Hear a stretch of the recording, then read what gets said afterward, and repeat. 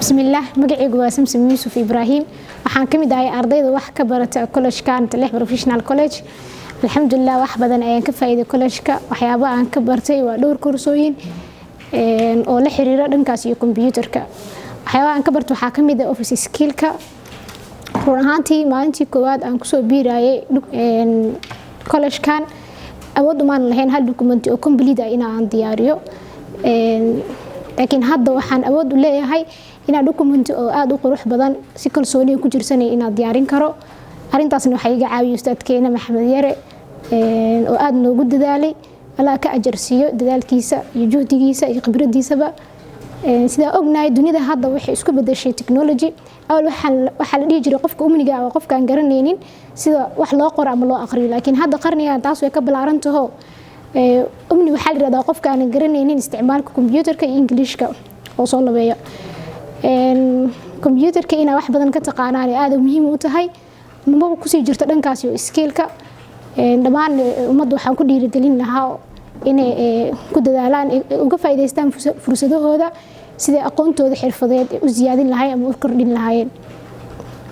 aad ma santiin الحمد لله وحده والصلاة والسلام على من لا نبي بعده أولا مقعيق وفرحية اسمه وهلية وحنا هاي متكمدة أرضية وحكبرة تليح بروفيشنال كولج الحمد لله كولج كان وحبدنا يعني كفائدة ولحرير دنك أوفيس سكيلك الحمد لله معنا كوسو بيرا يمانتا ديفرنس وين أي دحية shalay ma awoodin yani inaad diyaariyo documentary whatsoever oo yahay laakiin alxamdulillah maanta waa diyaari karaa oo yani awooda u leeyahay inaan waxyaalo fara badan diyaariyo ma dhahay waa soo kooban laakiin se in badan yani oo la xiriirta waxyaalaha necessary-ga ah oo looga rabo maxaa la yiraahdaa isheeg office-yada alxamdulillah documentary badan inaan diyaariyo maanta awood u leeyahay sidoo kale to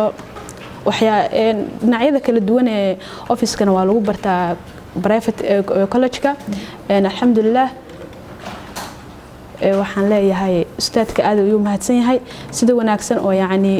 oo khibrad leh oo wax noo fahamsiinayo qofku markuu wax aad fahamsan yahay asna way u fududaa dadka inuu wax fahamsiiyo marka aad iyo aad u mahadsan yahay